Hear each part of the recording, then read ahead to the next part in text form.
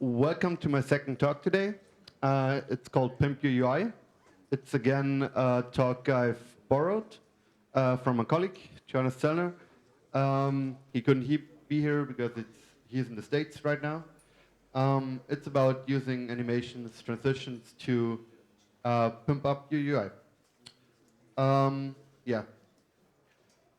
So this talk is about animations, and the main content is about animations, and we'll have a lot of live coding here.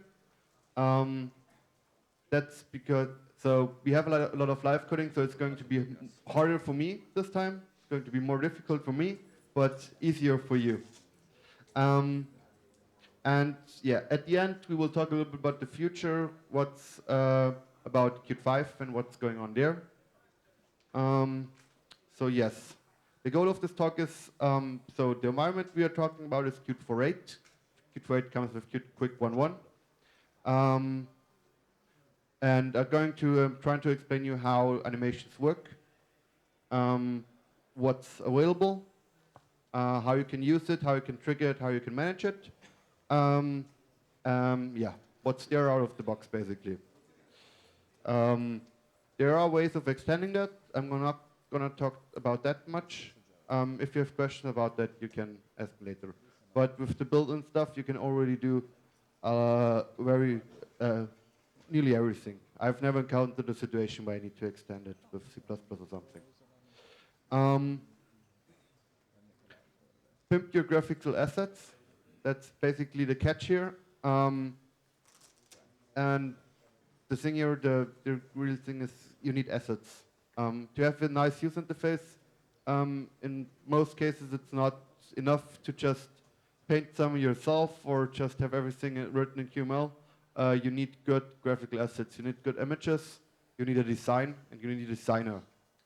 Especially if you're in a corporate environment, tell your boss you need a designer, otherwise your UI will look crappy.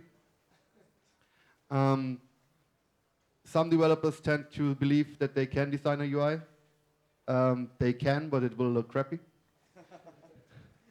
And the same goes with animations.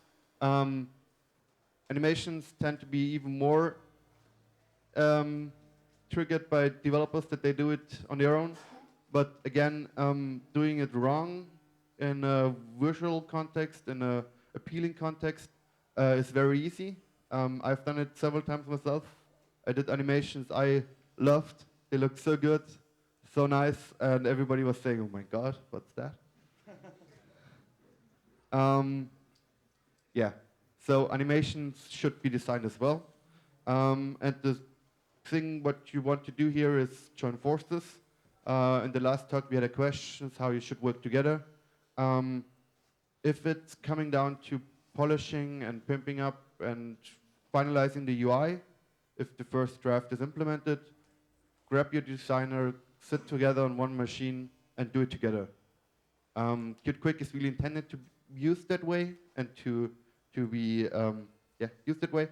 And it's very easy to quickly adjust things, a time here, a easing curve there, a different animation type, and you can very, very quickly fulfill the requests you get from your designer. So join forces. So yeah, animations. You already saw some of animations here. This presentation is written in QML itself. On the top, there's already a color animation on the text color. So animations are about animating properties. In my last talk, it was a lot about properties and was talking about properties and that everything is more or less property binding. And with animation, it's the same thing. It's all about properties. It's animating properties. You change the value of a property and you don't want to change that instantly. You want to fade that from one value to another value. And that's what it's all about. That's the element, the root element, the atomic thing here. You animate the change of properties. There's basically two very important things you have to use. It's the sequential animation and the parallel animation. You can group them, you can box them, nest them, and have as complex setups as you want. That's one thing, and the other thing is you have to somehow control, trigger, stop, and start things. There are basically three ways. It's behavior on, it's the state change with transitions, and it's the functional approach. I'm going to show you all three of them. And actually there's another one. You can also control them with bindings, and I hope I don't forget that. And I will show you that as well. So this is the overview of the demos. I told you it's going to be live coding, and that are the demos I'm going to implement here. Or I implement the final stage, not the whole demo. Fading, scaling, rotation, color, positioners, and so on. The first three are basically about the basic rotations, the atomic elements you have on your hand. Positioner is one of the yeah, you will see. So, first demo. We have a sun here, and at some point, I hope I have a mouse pointer. At some point, normally from the backend, but here I make it with a click, it's going to change to night. So you have an icon visualizing the weather or whatever. And what I want here is not that it just changes, which is relatively ugly. What I want here, I'm not sure if it's good. Johannes designed it. He's a developer. It's probably not a good UI design, but for our demo concepts, for showing you the functionality, it's good enough. What I want is that the sun blows up, fades out, and back comes the moon, getting smaller and getting more opaque. So I want the fade out, more, getting more and more transparent and more bigger, and then back. So this is the code which is already there, the demo you have seen. It's not much. Here it uses states. So the first thing I'm going to show you is states and how to animate the state change. Don't try to understand the whole code. It's not worth it. It's not much. It's not very interesting. The interesting thing here is that we have a default value for the source. This is our sun. And if I click down here, something is changing. The state is changed. It goes into another state. The state is called night. And then in night state, we have defined here the property change for image. For image here, this is the big one below here. We're going to change its source to another file, which is the moon. And if that happens, if that stage changes from in one or the other direction, you can specify which direction, but for our use case, it's good enough that we just make it for any state change. We want to have an animation. So, we have a transition. The transitions, we apply one transition to that. So actually, the right way of doing it would be to encapsulate that into the braces, that ones, because it's a list, not one element. And in a transition, you can have animations. And as I told you, I want to have a fade out. Basically, I want two stages, up and then back. So what I definitely need is a sequential animation, right? I have two stages. And the second thing is, I told you I want a fade away, that it's going to be more and more transparent, and I want it to grow. So these are two properties, so I need a parallel animation.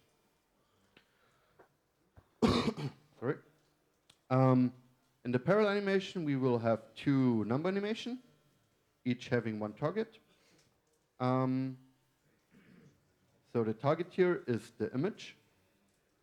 First thing I'm going to do is the scale. Duration, let's make, I don't know, half a second. Ising curve I'm going to explain you later.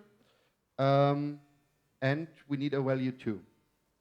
You don't always need a value 2. Later you will see an example where you don't need it. But because we have not defined anything here, we need it. And I'm going to scale to 6. If you look down, it's already a 3. So 6 means basically doubling its size. And for the transparency effect, I need opacity. And I want that to go to 0 to be not visible anymore. And then I need the whole thing a second time. But I want it to go back to the original values. So the original size here, it's 3. And it should be fully opaque, so 1. Let's reload that file. Nearly. But if you look, it changes the source first, and then it does the animation, which is not what I wanted. It's very easy to explain, but important to understand. If you do a transition, you can animate everything which is happening in this transition. And you want, most of the cases, animate everything which happens in the transition. What we have defined for the different states is that the source is changing. And the default behaviors, if you don't take that change and animate it, it's going to happen instantly, and it's happened at the beginning of the transition. So the source change here, this one, is going to happen here. But that's not what I want. I want it to happen here. And nothing easier than that. We have a thing called property action. You cannot animate the string, really, especially not if it's a reference to a file. But property action is also animation, but without any duration or anything. It's just changing the property immediately. But at least that way we can define when it's happening in our animation.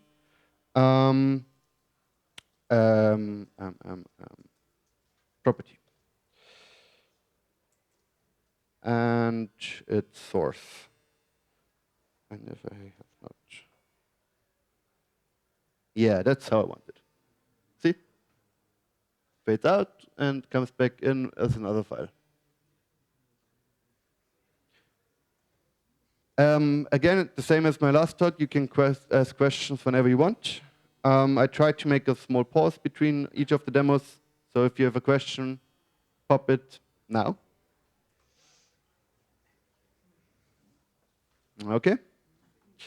The next one is rotation. I'm going to show you 2 things with the rotation. So I have a wheel here, and if I press, it's going to rotate. It's going to rotate actually a lot, 270 degrees if I remember it right. And I want to animate that. Rotation. So as you can see here, I have a mouse area on my image here, and if I click on it, it changes a property of the root, my rotation. It increases it by 270. And this myrod up here is used in image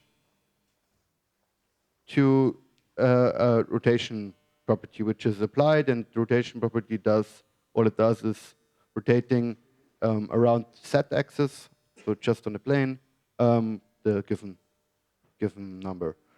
And I want to animate that. And the thing which fits here best is behavior on. Behavior on, and then you give it a property name, not with capital.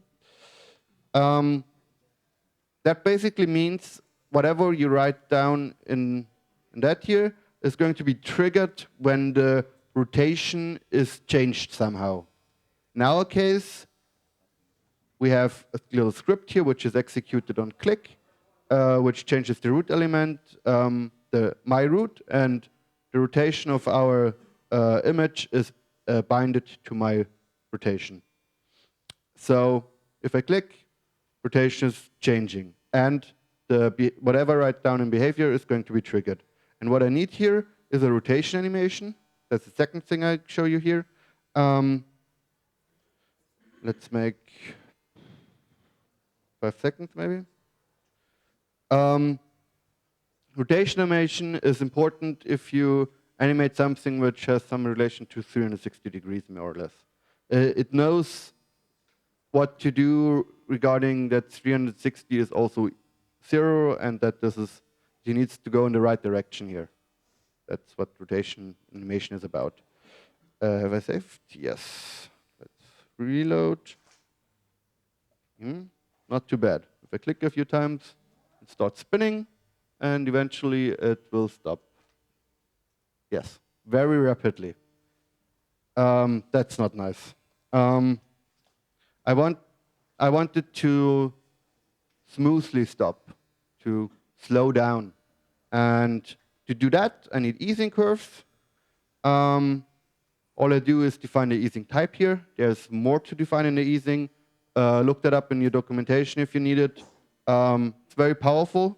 You can extend that, but I've never encountered a situation where I need to extend it. It's very powerful. So there are predefined easing curves, and what I want here, Johannes found out that this is nice.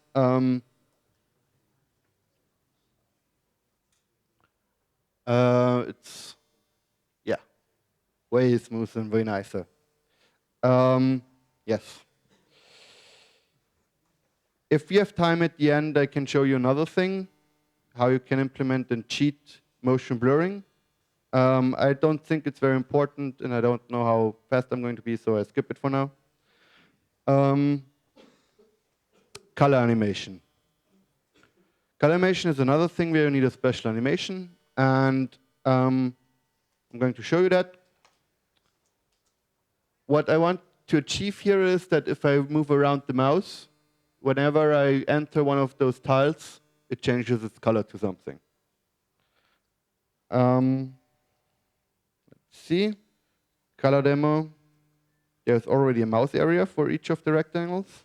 To have, if I move my mouse around without a click, I need a property which is called hover enabled. I set that to true. Then the mouse area also tricks mouse movement, not only mouse clicks. And then there's a slot which is called entered. And on entered, I want color fade dot color to be, there's a small helper here, QRGB I want to use. It's a small script which takes 4 ints and 4 floats and gives you back a Q color. I'm going to use the JavaScript mouse random here for red, green, and blue. And the last parameter, alpha, I want to set as 1. Take a look how that's it. Okay, that's not working.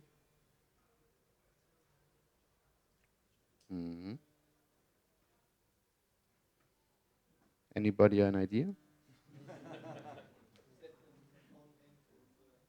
Right. Thanks. I did that mistake before and I haven't not learned it. Thank you. Yeah, it's changing the colors, but not very nice. It's very instant. Animation. Again, we use behavior here.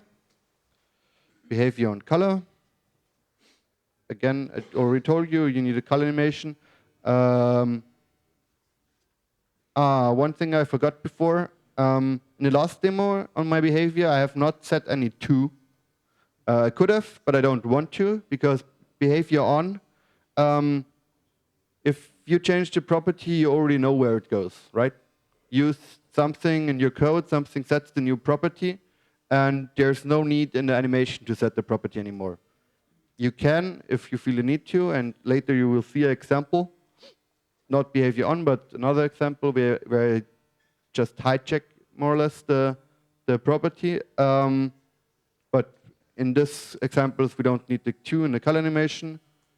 Actually, it would work that way. Not sure if it's nice without the duration. Oh, it's not bad. Yeah, good enough. Why do we need a color animation instead of a number animation? Color is a complex type. In reality, it's just an int or a few ints, but you need to animate the the red, the blue, and the green independently to have a nice animation. So that's what the color animation is for. I forgot a few pauses, I think. Were the questions so far?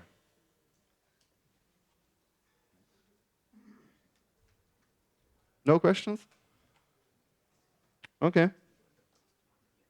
So yeah, so far we did fading, scaling, rotation, and color animation. We're going to positioners now. I'm personally not a big fan of position. I don't use them very much. If you are a fan of it, they can be very nice animated. What I have here is, again, a grid with random colors. And if I click, I add items. If I left click, I add items. And if I right click, I remove them. And what I want to animate is all that movement, all the things that are happening here. If I add items, they shouldn't just appear. They should flow around. They should come from somewhere. And if I remove them, the same thing. Yes. So forget about all that code here. Everything which is down there is not important. What I want to show you is that there is a property you can assign something to. It's called add, and there's also a move. And those two are transitions. You want to add a transition to them. As before with the state changes. Not that it's the state change here, but it's a thing that it's a slot that gets executed if you add an item or if an item get moved. You don't need from here. And again, I need to add an animation here. What I need is a number animation. I used the wrong completer. So one thing I have to warn you about, the add and move here, they're a little bit buggy, or at least not very intuitive to use in terms of what's happening when. My general advice is you have to implement both, that it works, but you only want to use the move in terms of designing your movement. The add seems to be a little bit broken. And there's one important limitation. A grid is a positioner, so all a grid takes care of is positioning an item, meaning X and Y, and therefore the only thing you can animate is X and Y. Properties is another thing most animations have. There you can give a string with multiple properties separated by comma. So yeah, but the important thing is the move. And again, same thing, only X and Y. X and Y. And yeah, add a duration here. Make it 1 second. Make it very slow. And I hope it works. Yes. And if the remove is relatively cool. Yeah. Takes a while to find the position, but that's what I told him, 1 second. Yeah. Again, so to show you forget about that. The add is a little bit buggy, remind that. And yeah. List view. List view is a very cool thing. Not as cool as path view, but cooler than positioners. It's already kind of animated here. It's a flickable, so you can use the mouse to flick around your list. That's very cool. but that's not enough for me. I want to make it even more fancy and, to be honest, more unusable. I want, if an item comes into the screen, I want it to be animated. I want the user to see, there is a new thing coming in. If I flick, all the new things here should be animated. And the Lisp, you have to understand something. It only keeps items, the delegates, not the data, but the delegates, the visual representation of the data. It only keeps them in memory if they are on the screen or if they are the current index. Our current index is 0, so 0 will never be animated, except for the first one. But the rest, if I flick around, as soon as something comes in, it will be created. And as soon as it leaves, so now one got destroyed. And now one is created again. There's one important thing I already mentioned in my last talk. It's component on complete, which you can use here. Its component is an attached property. Actually, yeah, it's an attached property to delegate. So here I have delegate. The delegate is a rectangle, so within that scope in the delegate I have a component. And component has a slot to implement. It's uncompleted. And there I want to do something. What do I want to do? I need animation. And here comes the second way of controlling animations, the functional way of controlling them. So I need an animation. Just put it randomly as a child, not as transition, not as behavior. It's just there. And you need to control it manually.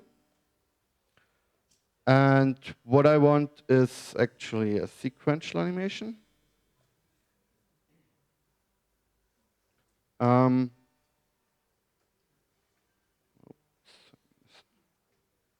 Those here. I give it quickly an ID. Is the completed anim. And here I'm going to use that completed anim dot start. So this sequential animation will be started here.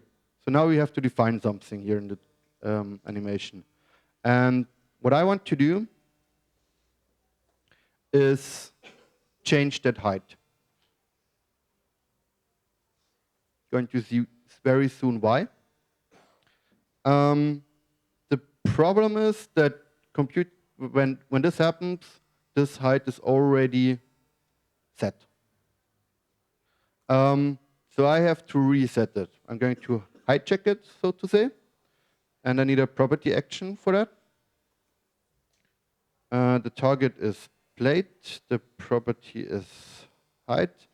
And actually its value, for no reason, it has another name. To 0. And then I do a number animation. One quick thing I mentioned in my last talk, implicit height, which is for some reason, it is highlighted properly. Great. It was not yesterday. And I use implicit height here as a store for the value I want it to be actually be. And here I define it. Although, no, see, it's red again. Implicit should be right. So here I set it to 0. So away from implicit height to 0. And then I animate it with a number animation. The target is plate. The property is height again. The 2 is plate.implicit height. I have no idea why this is not recognized. And duration. I forgot what the good value was, but maybe 1 second, maybe half, maybe 1 second. And I know a very good easing curve for that. which looks very cool. It's one of my favorite. Elastic. So bounce and elastic are my two favorites. I think I will not get away with those with most designers, but I find them very cool. And I have to reload. Ah, yeah. And it's a little bit too slow, too fast. It's cooler if it's a little bit slower. Yes. Very cool effect. Very useless. Yeah, but there you go. You have another useless effect your designer will kill. Yeah. That's it. Questions so far?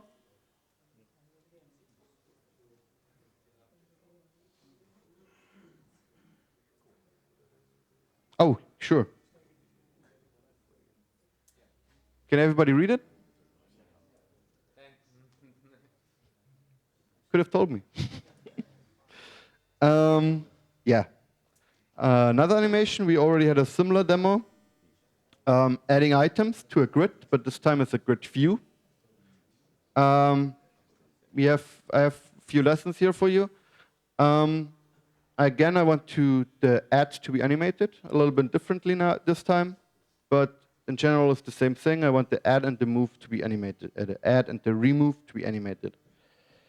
Grid view demo. That code is all not very interesting. What's interesting is the delegate code. There is, besides component, if you're in a delegate, there's another thing attached. That's depending on where you use the delegate. And in this case, the attached thing is grid view. And it has an on-add. You might say, what's the difference between the component on complete and the grid view.add? I'm going to show you, but first I'm going to explain it. The difference is component on complete is when a component is created. Components get created and destroyed all the time. If they're losing visibility, if they're moving out of the screen, they got destroyed. If they move back, they get created again. That's component.complete. And grid view on add is only if the data behind that delegate is added to the view. So down here, I have some code where I add some data to the model. And then this is going to be executed, but only then.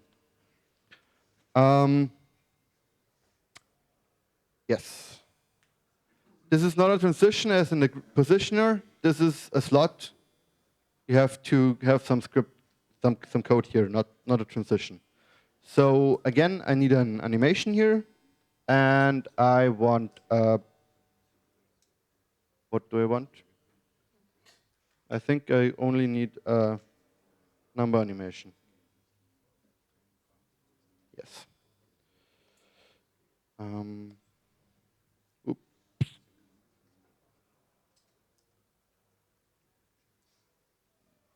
Skip on that. Don't need an Ethan curve for that one. What I want to animate is I want the items to fall in. I think that's actually a metro effect Johannes stole.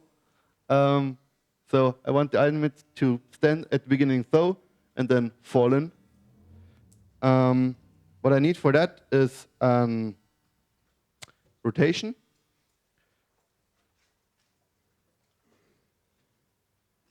But I can't use the property because that's just a very simple thing and uses the default thing here. What I need is a transform. It's a little bit more. It's way more powerful, and I apply a rotation to that transform. Rotation is a QML element you can use with few properties. I need to change the origin. And I think I only need to change the X to minus 200. And I need to change the axis. Again, you can see these are property groups. I told you in my last talk, different syntax for the same thing. And I want the x to be 0, the y to be 1. Yes. So the default value is that it rotates via the set. So normally set is 1 and the rest is 0. I want another rotation. I want them to rotate around the y-axis. Yes. And of course, it needs an ID. Rot. And it needs an angel. I'm doing here something wrong now to show you something. Be aware that it's wrong, and later you will notice. The target I want to animate is rot. The property is angel. The duration is. I'll show you another little trick. What's very cool is if you use math random on your duration. Oops. Random. It's very nice. And on add, I want to start that. Oh, I forgot an ID. Dot animation.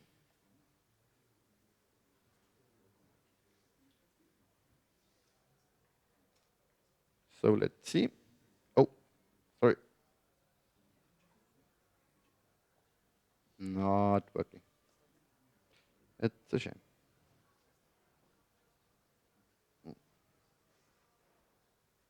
Undefined value.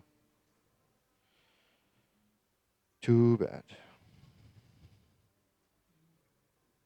That's the problem with live coding. Sometimes something goes wrong.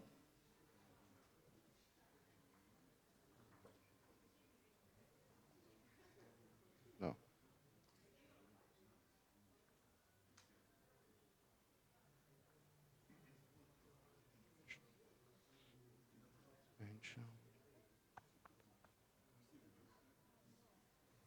Some property is not valid. I did that mistake also. No. I've taken a long, making that mistake before, but I have not made it this time.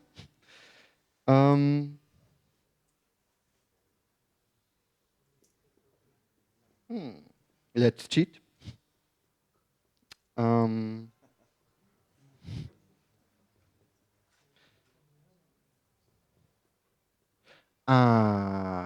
Right. Noted. I think that's not the problem, but no. That's not going to be a problem. Animated text. I would be surprised. No, it's not the problem. The semicolon, sequential animation, semicolon. The semicolon after rot. There? No. No? You don't normally need much semicolons. No, you put. Where? Which line number? 38, 37, 39. No, I'm 30. You put semicolon instead. So. Oh, no. No, that's not a mistake. That's not making a difference.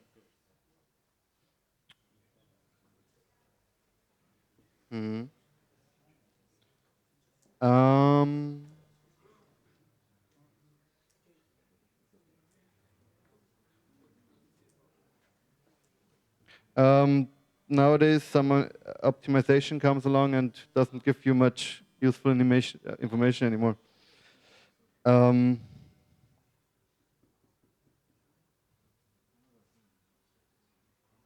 Access, Angel. I'm gonna check something here. Let's clean that. Ah, no, wait, that's not. I always forget that's not the problem. Um,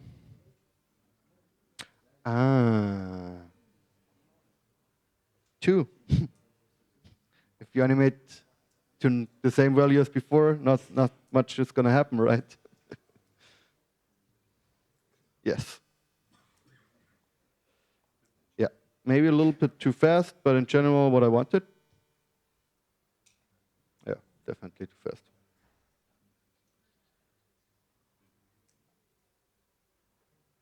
Yeah.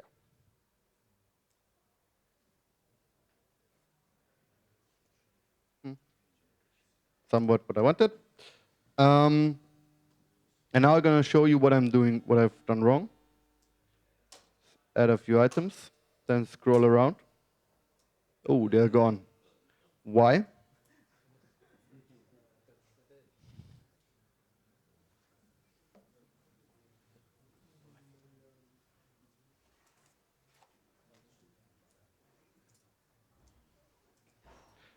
The onAdd will only be executed when the model, the data changes, if you add an item to the model. And if you scroll around, okay, let's refresh that. If you scroll around, those items are going to be destroyed and recreated.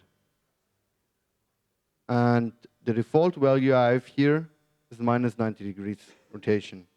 So this is not animated when the item gets deleted and again. One solution would be to use, instead of grid view on add, use component on complete.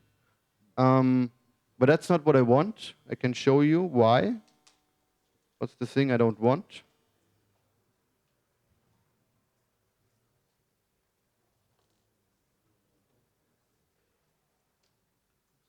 That's, this is good, this is what I want, but I don't want that animation. So how do I solve that? Implement it in the proper way. The proper way is always that you assign as default property what's actually default. 0 here, and do a sequential animation, property action with target, rot, angel to value minus 90. Just down there, this up here. Let's make it, okay, it's readable. Ah, wait.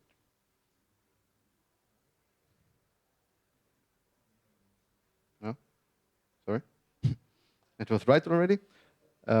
Remove that component stuff here again.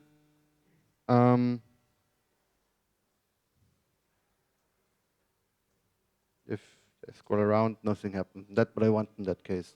If you want something different, you can use component complete. The catch here is that they are different and there are different use cases for them.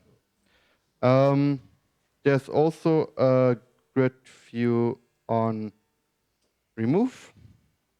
I want something for that as well. I do a quick number animation with a target. The target is plate, or what is the name again? Delegate.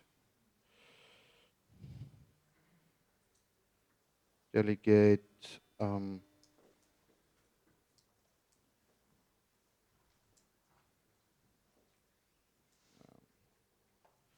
Forget about. All right. Yes, delegate. The property I want to use is scale. And the duration is 1 second. And this time I don't forget the 2. To 0. So I want, if a item gets removed, delegate should shrink away. And although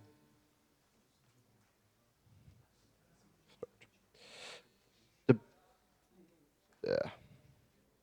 sorry, remove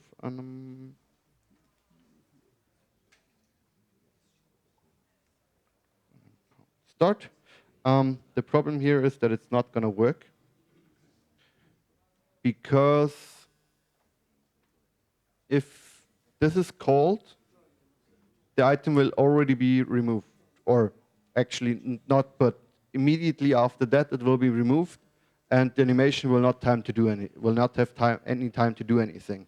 But there's a solution for that, and before I do a lot of mistyping, I'm going to copy it. Actually, it was the right file. It's that line. I tend to misspell the one or the other thing here, so to be on the safe side, going to copy it. We need a sequential animation. Sorry for the mess at the moment. Okay. So we have 3 stages here. At the moment we have 2. We will have 3 in a second. So this animation will be 3. See, there is, again, this animation on the attached grid view of the delegate. And the grid view has a delay remove property, which you can set to true when you don't want this delegate to be removed just yet. And set that to false.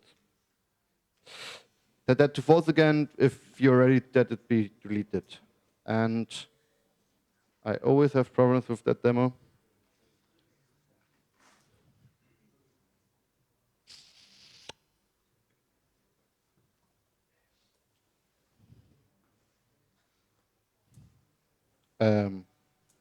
The ID.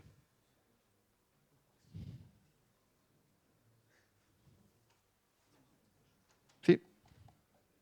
One thing you have to understand here, the index is going to change immediately, and that's what I use for the text. That's why it changes to -1 immediately.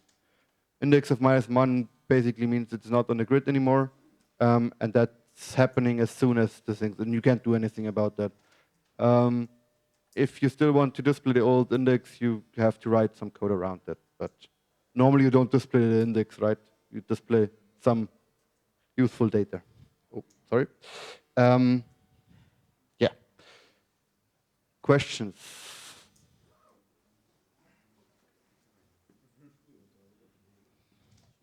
Okay.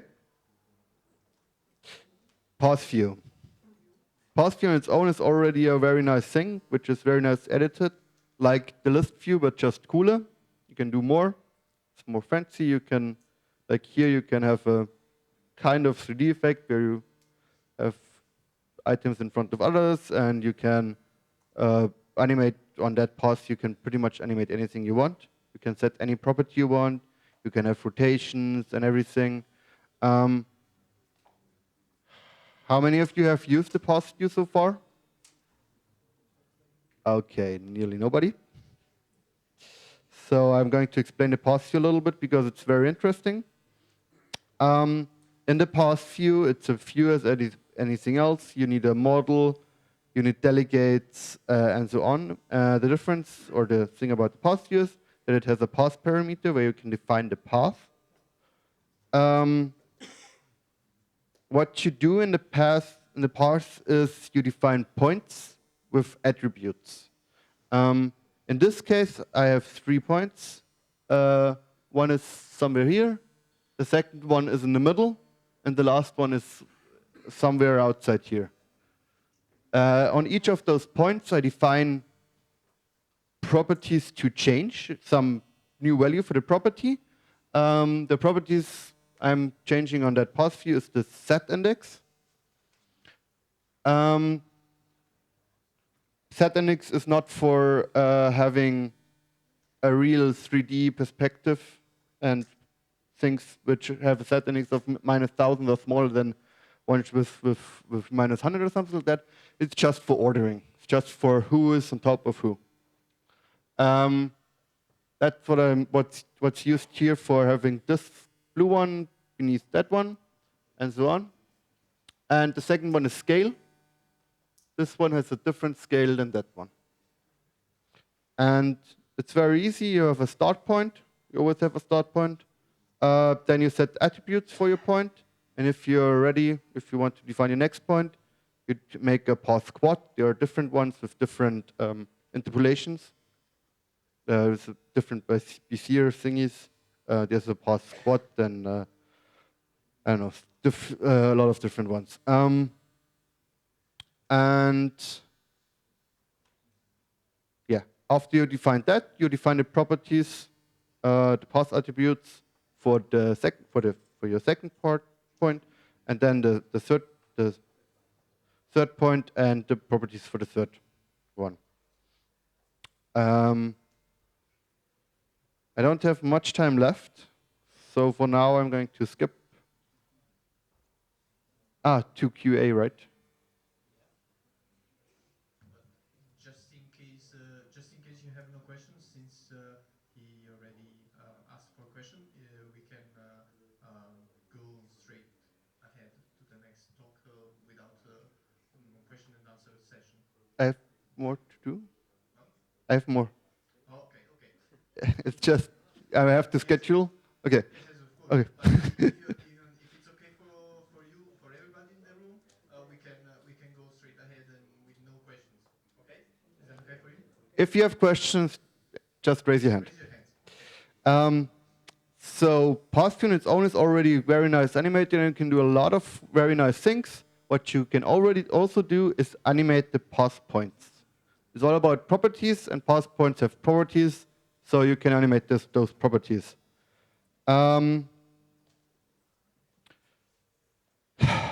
Here I'm going to show you the last version of how you can control the flow and the action of your animation, and it's via binding. It's in general, the most unusual one. I don't know exactly why, but yes. We need a sequential animation here. It doesn't need an ID. It needs one important thing is loops.infinite. That's just for having, if it starts running, if somebody starts it running and it comes to an end, it will start from the beginning again, instead of just doing nothing. And the actual control, if it's running or not, I'm going to use something relatively unusual. What's the name of the path view? It's root. Root.moving. Moving is a property of the path view. Moving means the items move around. If that's true, then the items are moving around. And if the items move around, I move them even more around by animating the path views, path points. I need a number animation with a target. The target is, first of all, my path. The property is dot x, y. Okay. Font this.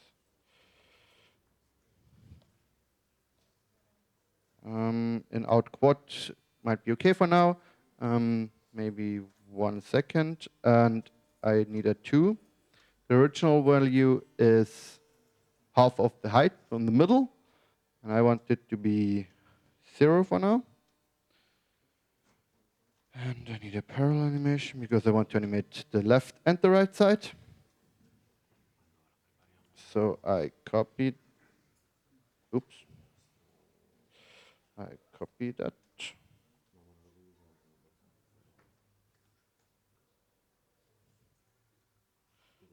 So line it a little bit.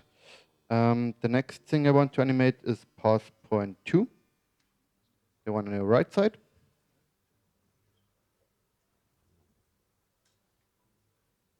also this, not the start Y, but the Y. And I want to move it in the opposite direction. So I want, let's see, it's root punct height. So the one is going up, the other one going down. And I want the same thing in the opposite direction. Root dot height and 0. Not sure if this is going to be nice. It's not working.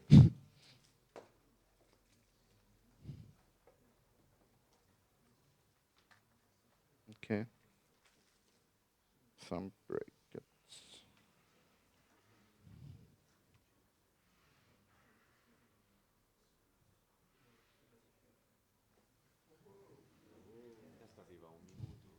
And if I leave it, it stops at some point, which is not very nice, right? It's just some random point. I want it to be at the original position again. I need two things for that. First of all, I need to add a third step where I have the original values. But that's not going to guarantee that they actually runs to an end, because as soon as this gets false, it just stops, and that's it. But there's a solution for that. It's always running to an end, true. And we should have, yeah, that runs to an end. Cool. Questions? Yeah, we covered nearly everything. Okay, okay. We covered nearly everything. Now we're coming to the coolest and also the most useless one. Particles. I love particles, and whenever I implement anything, I have to add particles. The particle engine in Qt 4 is nice. The one in 5 is even nicer. In 5, it's going to be very, very powerful. You have a lot of properties. I'm not going to explain anything here. I have to be fast. That's why I'm going to implement it very fast. I have a mouse area. Hover is enabled. That's why I can use m.mousex